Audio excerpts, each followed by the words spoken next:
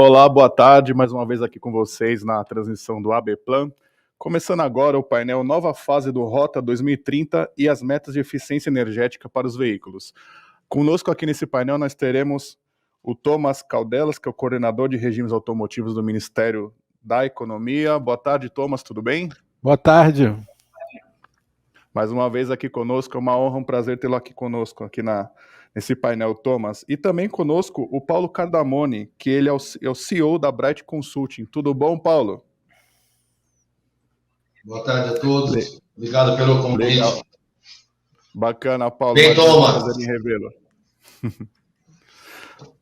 Legal, vamos lá. Bom, a dinâmica aqui agora, eu vou fazendo algumas perguntas, a gente vai conversando, eu vou endereçando para cada um de vocês.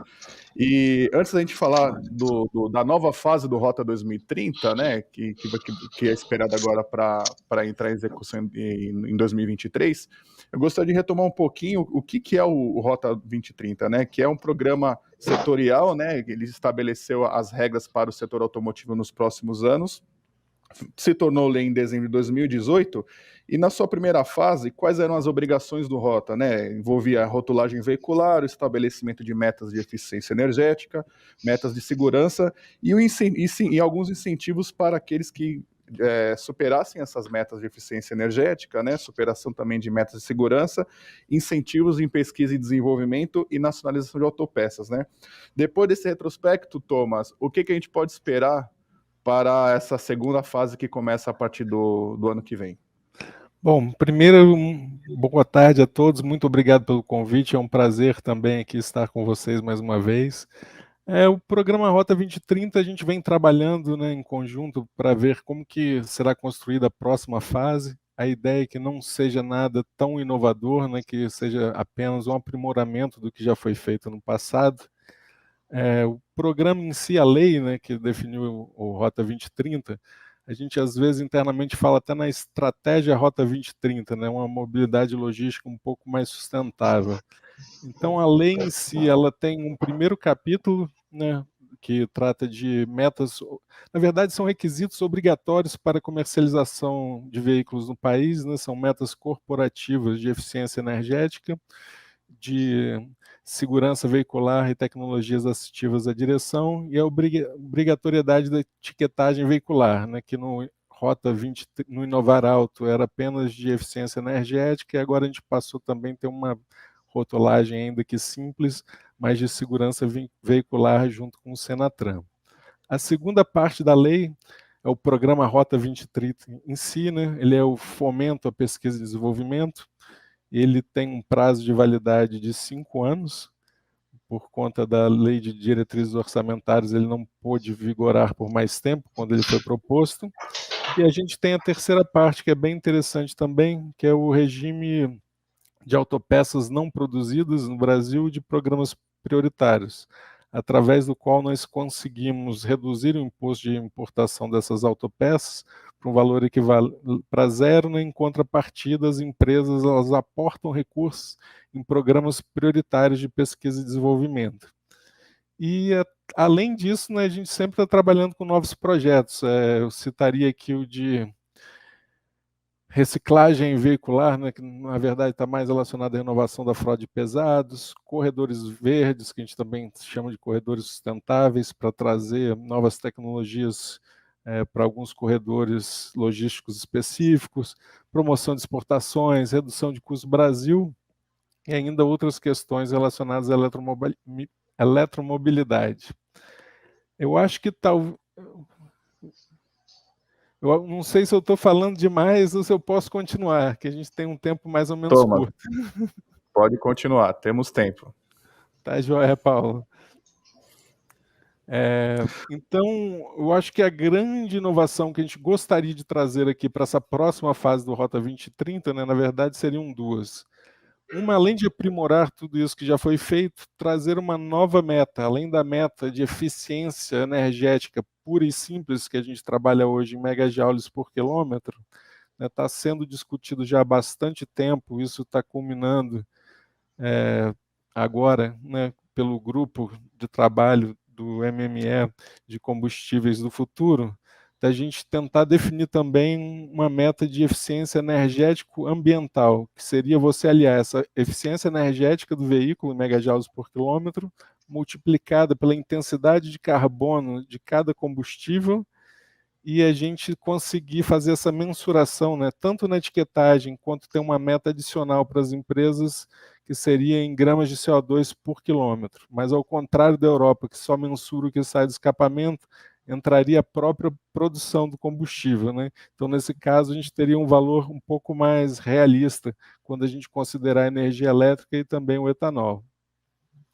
E o segundo desafio, que eu acho que seria talvez o mais difícil, por ser uma coisa que a gente está saindo um pouco da nossa zona de conforto, que é trabalhar com a questão da eficiência energética de pesados. Ela já estava prevista na primeira fase do Rota, foi criado um grupo de trabalho que acabou sendo extinto, e depois, por conta da pandemia e da complexidade do tema, a gente acabou não conseguindo avançar. Mas é uma das coisas que a gente gostaria também de avançar aqui na próxima fase do Rota 2030. Entendi, Thomas. Só mais uma questão antes de seguir para a conversa com o Paulo. Paulo, a gente já vai falar, só um minutinho, tá? Thomas, o Rota ele foi desenhado lá atrás, né? Ali num processo que se intensificou em 2017, 2018, até se tornar lei. E naquele momento o setor automotivo ele tinha tá dentro de um contexto que hoje está completamente diferente, né? Existem outros fatores aí que influenciam o dia a dia das montadoras e fabricantes de autopeças no país. Você acha que nessa segunda fase seria o caso, por exemplo, do texto passar por algum tipo de atualização, levando em consideração esse novo cenário aí, envolvendo semicondutores e renovação de frota, até como você citou aí como algo que já está previsto na terceira fase, digamos assim, do Rota? Eu acho que durante as discussões do Rota 2030, né, foram feitas várias propostas, teve um filtro do próprio Ministério da Indústria na época, depois um filtro da Esplanada e, por fim, um filtro do Congresso. Então, o que a gente já tem no texto hoje, ele mais ou menos é algo que já foi consensado. A gente pode, claro, sempre propor novas iniciativas, né, mas tem toda essa complexidade de aprovação de que aquilo realmente se transforme numa lei ou até por emendas depois no Congresso. Mas a ideia realmente nesse começo é trabalhar com o que a gente tem, fazer os ajustes, né? Por exemplo, na lei do Rota, os requisitos para comercialização de veículos já são obrigatórios, inclusive a multa. A gente precisaria só fazer alguma atualização ali, mas o trabalho grande seria no decreto e nos outros regulamentos infralegais.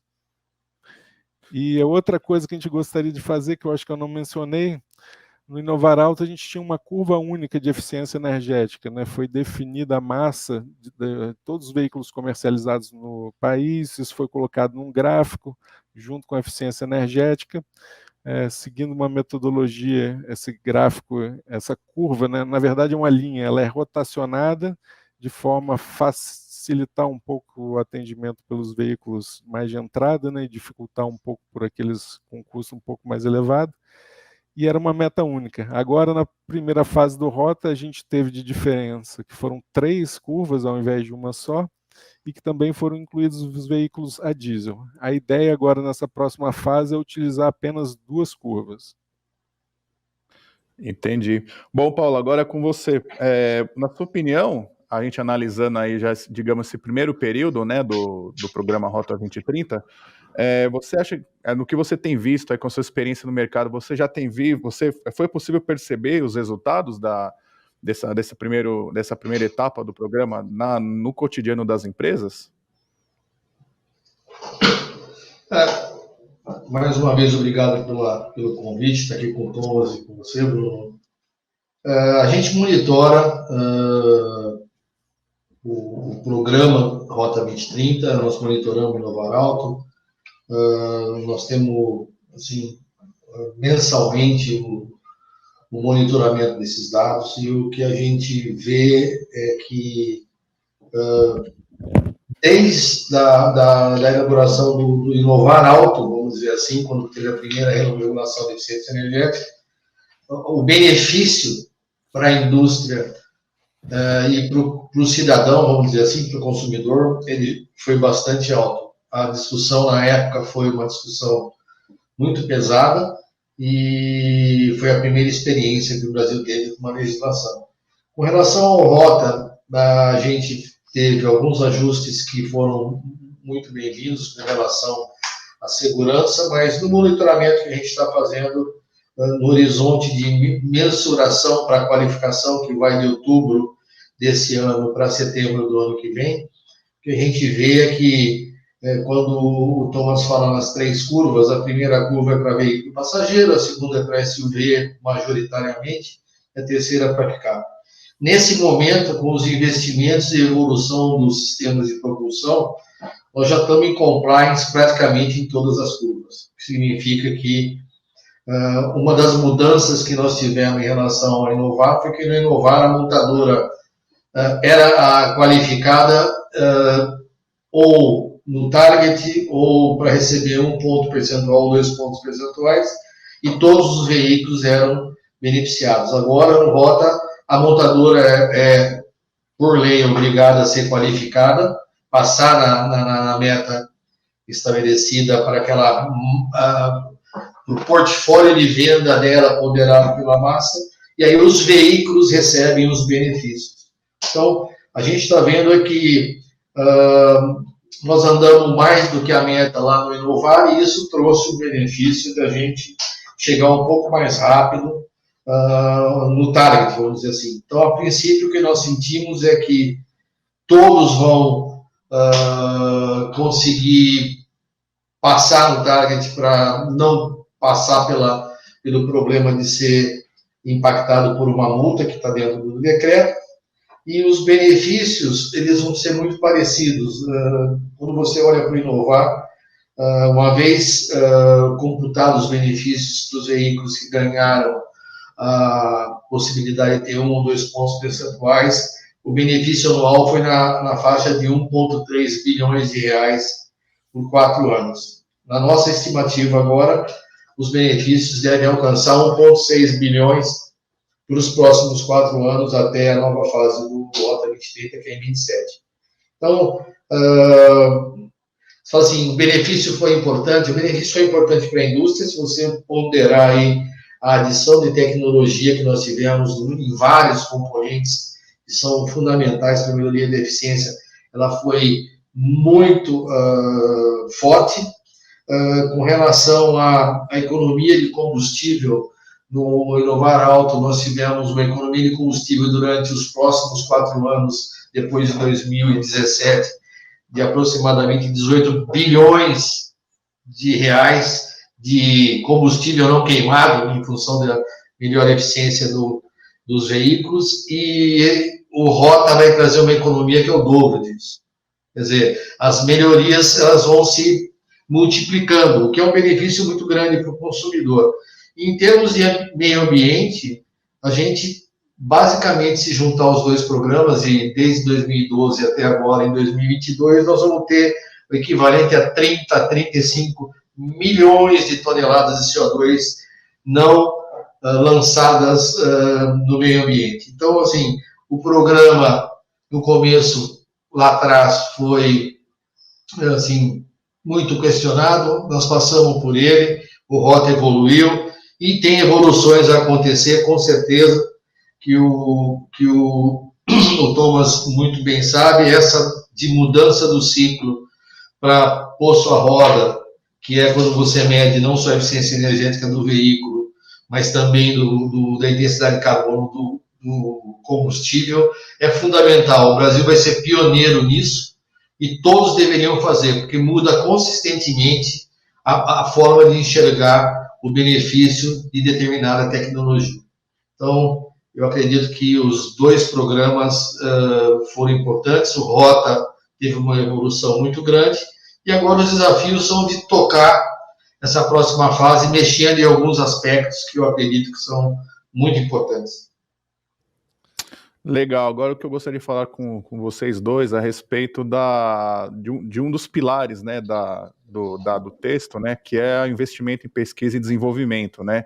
Thomas, você acha que nessa primeira curva, né, para usar o termo que vocês vocês utilizaram aí para se referir a essa primeira fase do Rota, a adesão das empresas e o número de projetos cadastrados foi satisfatório? Vocês consideram que foi um volume positivo? Eu acredito que foi positivo quando a gente soma hoje todos os investimentos em pesquisa e desenvolvimento aqui, desde o início da primeira fase do Rota, ele tem sido um volume mais ou menos de 3,5 bilhões de reais por ano. Tá? E a gente realmente vê que há uma evolução fantástica. No Inovar Alto, a gente estima algo em torno de 15,3% de melhora de eficiência energética dos veículos da frota comercializados naquele ano, né, em relação ao baseline. E agora, a nova meta, que também é obrigatória, é algo em torno de 11%. Então, foram muitos investimentos para que a gente conseguisse ter esse avanço, né, um avanço que não se daria naturalmente. E isso você vê em conversas com taxistas, com motoristas de Uber, né? O próprio veículo você percebe a quantidade de bagagem tecnológica contida nele, né, tanto relacionada à segurança veicular, como para eficiência energética, com downsize de motores, turbos. Isso é bem interessante. Foi uma pena que durante esse meio do caminho, né, nós tivemos a pandemia e agora todos os reflexos nas cadeias logísticas, né, principalmente semicondutores, mas eu acho que o investimento foi satisfatório e foi muito, muito interessante. Realmente, quando você faz essas contas, né, quanto que a gente economizou de combustível, qual foi o valor que isso foi economizado e ficou para o bolso do consumidor, quanto que isso significa de segurança energética para o país, os valores são bastante significativos. Paulo, você poderia complementar, por gentileza? Não, concordo plenamente com o Thomas. Os benefícios foram, acho que em 3 áreas, né? Foram objetivos ambientais, objetivos financeiros para o próprio consumidor e objetivos de melhoria e evolução da adição de tecnologia nos veículos. Não necessariamente a gente consegue, eu digo muito que não existe regulação ou uma legislação perfeita. Todas são, existe a legislação possível, porque o Thomas muito bem sabe que a hora que você começa a sentar na mesa para fechar os targets, fechar as definições de como tocar para frente, do que pode ser dado ou não de incentivo e benefício, a discussão é pesada, mas ela tem acontecido de uma forma que tem vários players na mesa e as coisas são balanceadas. Então, eu entendo que o benefício com certeza, foi muito grande. Só para dar um toque para o Thomas, assim, dos 11% para essa fase, nós devemos atingir 15% de novo. Quer dizer, as empresas estão andando mais em busca do benefício incentivado, né? Mas só na parte de segurança, que foi um avanço do Rota, a gente, em termos de comparação do que, porque você tem a possibilidade de 1 ano antes da medição, que é em 22, pedir uma qualificação antecipada, você consegue ganhar um benefício 1 ano a mais. E no Rota, no Inovar, 3 empresas pediram esse benefício. No Rota agora, 10 empresas pediram o benefício antecipado. Quer dizer, está todo mundo andando, o consumidor está requerendo mais tecnologia, mais conforto, mais conectividade, mais eficiência, e essa mudança no sistema de propulsão. A fase que vem agora, no meu modo de entender, é uma fase muito importante para se definir o que o Thomas muito bem recomendou. Nós estamos falando de mobilidade sustentável. Mobilidade sustentável significa você ligar a regulação da mobilidade no país a mudanças climáticas, reduzir o impacto do efeito estufa. Então, a mudança para o ciclo do posto à roda é importantíssima. Então, você liga a eficiência energética e a eficiência ambiental. Hoje, nós temos um quadro diferente, entendo eu, porque há um impacto de diversos programas. Hoje, o Procombi, RenovaBio, Rota 2030 e o Combustível do Futuro, que é um programa muito importante. eles têm impactos cruzados. A partir de 2025, tecnologicamente falando, dependendo do que você tem que fazer para cumprir PROCONVE, você vai impactar a eficiência energética, dependendo de como você trata as particularidades do Brasil, que tem uma capacidade estrondosa em biocombustível, você tem que tomar alguns cuidados, né? Então, assim, a importância da regulação, passa a ser crítica, e existem o que a gente chama de concertação política. Existem coisas que precisam ser revistas, porque elas evoluem com o tempo, né? Então, hoje, no meu modo de entender, a gente tem um imposto de importação para carro elétrico zero. Eu não acredito que isso beneficiou o Brasil. A gente tem que pensar melhor nisso, porque esses veículos são veículos premium.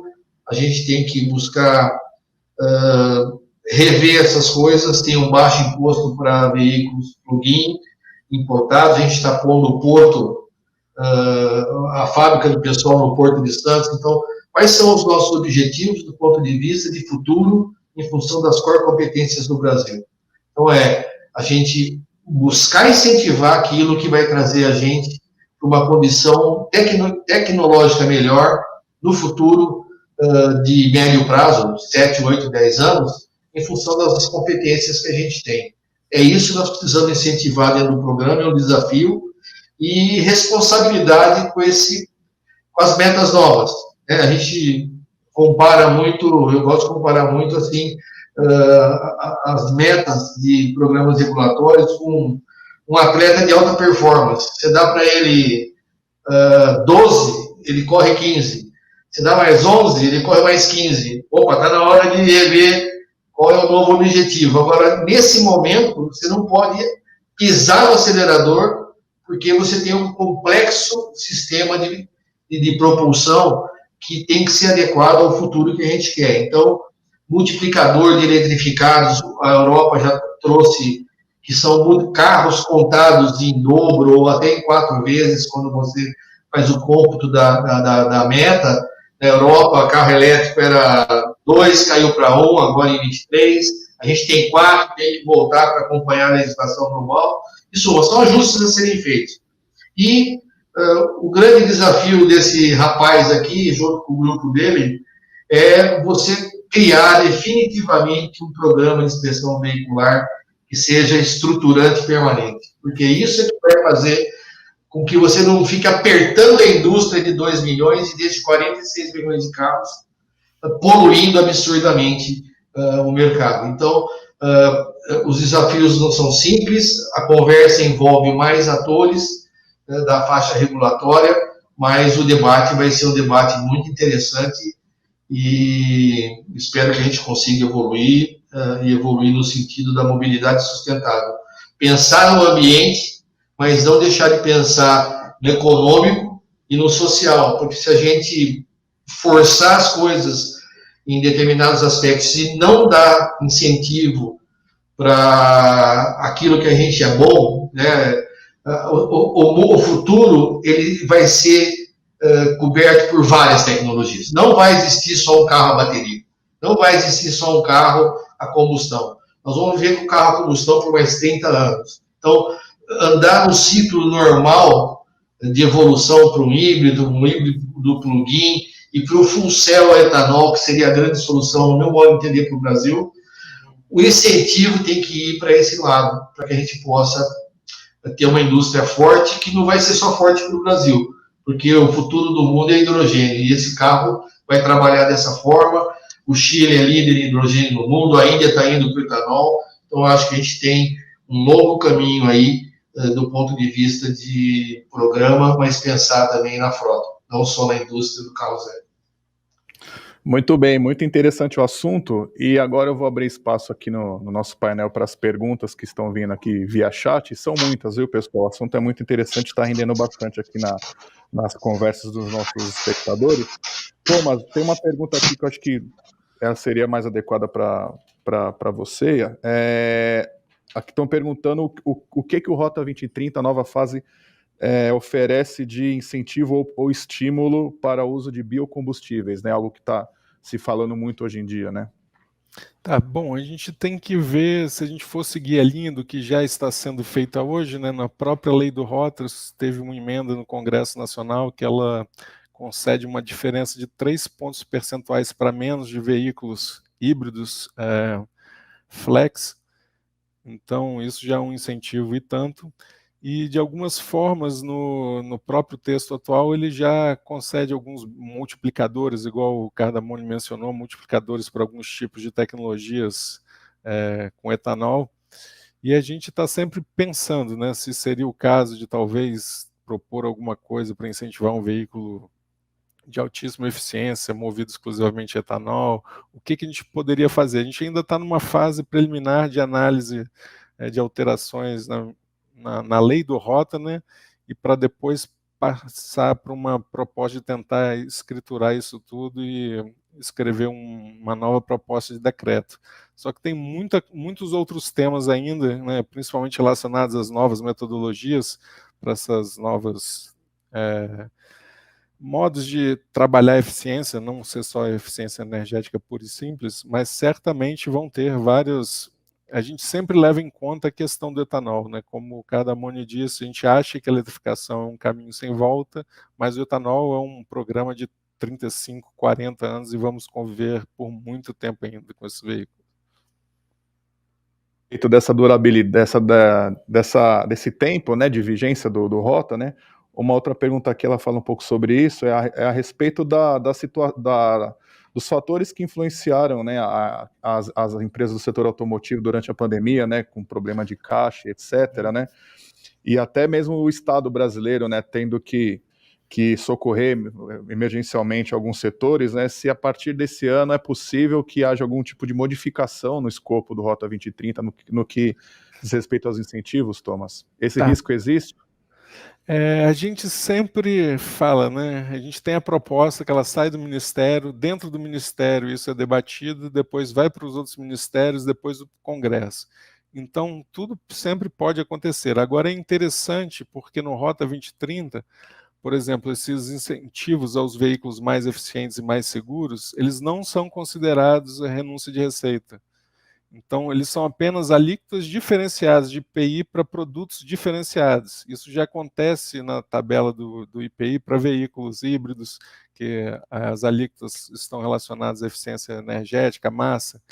Então, o que preocupa, que eu pessoalmente acredito que não ficou tão robusto como foi no Nova Arauto, é um dos cornes aqui do programa, né, que seria a parte de incentivo mesmo a P&D. Esse sim é considerado renúncia fiscal. Mas a gente está analisando, recebendo muitos inputs, tem um grupo de trabalho trabalhando pesado, só discutindo essa questão, para a gente vir com uma proposta mais robusta. Agora, como eu disse, é tudo uma construção. A gente cria uma proposta, né, e depois isso precisa da decisão e da conversa política, né? Porque os recursos são finitos e, no final das contas, a gente precisa ver como é que a gente vai tratar isso. Mas a proposta vai sair boa, com certeza. Pelo menos aqui no que cabe à nossa coordenação. Legal, Thomas. Agora eu tenho uma outra questão aqui do chat para o Paulo. Paulo, perguntam aqui a respeito dos benefícios que o Rota 2030 podem proporcionar para as empresas nesse momento, considerando conflitos externos, falta de semicondutores, essa nova onda de Covid na China. De alguma forma o programa pode ajudar as empresas a superar esse momento? Eu acredito que são assuntos distintos, né? O problema dos semicondutores e da logística, que nesse momento é maior do que o próprio problema do semicondutor. Hoje você tem produtos num lugar, navios em outros e fabricantes em outros. Eu estava vendo um post de um site de acompanhamento da área marítima. Semana passada, no porto de Xangai, existiam 500 navios parados, alguns para entrar para disponibilizar a carga, outros para carregar e outros esperando para saber o que ia acontecer. Você imagina o que são 500 navios na frente de uma cidade como Xangai, onde o tráfego é intenso. Então, eu acredito que o problema logístico ele vai ser bem maior do que o problema dos semicondutores, porque o problema dos semicondutores está sendo relocalizado em vários lugares. Não é tão rápido, mas é mais rápido do que você conseguir reorganizar de uma maneira global a parte logística do processo de cadeia produtiva. Eu não entendo que o Rota tenha ferramentas para poder suportar isso. Mesmo porque, dentro daquilo que você vai pedir de, por exemplo, novos targets, vai ser afetado algumas tecnologias, sim. Mas o que está acontecendo é que, por exemplo, a Europa, em função da guerra da Ucrânia, vai perder perto de 3 a 4 milhões de veículos. Assim. Vão deixar de ser fabricados porque 70% dos chicotes que são usados na Europa vinham da Ucrânia. Com isso, o que acontece? Vão sobrar outros componentes. Nós estamos falando de 3, 4 milhões de automóveis. Então, provavelmente a gente não tenha, eu vi um pouco antes aí, pessoal de cadeia de suprimentos falando, você está conseguindo deslocar alguns componentes de um lugar onde não vai ser usado para outro que pode ser usado. Mas eu acho que o objetivo do Rota é muito mais de definir uma política industrial, essa é a responsabilidade do ME, mas em conjunto com os outros programas, garantir o futuro de uma mobilidade sustentável limpa. E quando a gente fala de etanol, nós estamos falando o seguinte, a bioeletrificação é uma realidade.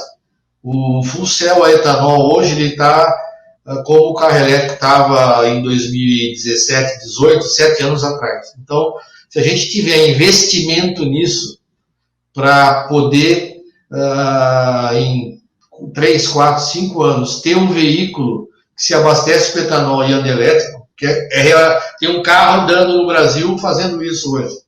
Tem uma montadora que investiu nisso. O Brasil precisa ter essa possibilidade de investimento, fazer um programa rápido e, como eu falei, fazer uma concertação com benefícios de impostos para veículos que hoje e por um bom tempo vão ser consumidos por pessoal de alta renda, como um carro elétrico, e compensar um pouco mais de imposto nele, um pouco menos de pressão nos veículos de entrada e usar parte dessa arrecadação para poder garantir o investimento em pesquisa e desenvolvimento. Nós não estamos falando de $1 bilhão, nós estamos falando de metade disso e o Brasil teria aí uma possibilidade de passar por esse processo de bioeletrificação, porque no futuro, no nosso modo de entender, o hidrogênio vai ser a energia que nós vamos consumir vindo de fontes renováveis. Muito bem, Paulo. Bom, nós vamos ficando por aqui, pessoal. Eu queria agradecer mais uma vez a participação do Thomas Caldelas, que é do Ministério da Economia, do Paulo Cardamone, que é CEO da Brad Consulting. Senhores, muito obrigado pela participação e até uma próxima. Obrigado. Um abraço, Thomas. Um abraço, Bruno. Obrigado. Abraço, Paulo. Abraço, Bruno. Legal. Agora, muito bom para vocês. Bacana. Quem continua nos assistindo agora, vamos ficar com o painel Planejamento ESG, os parâmetros e ações essenciais com a Giovana Riato.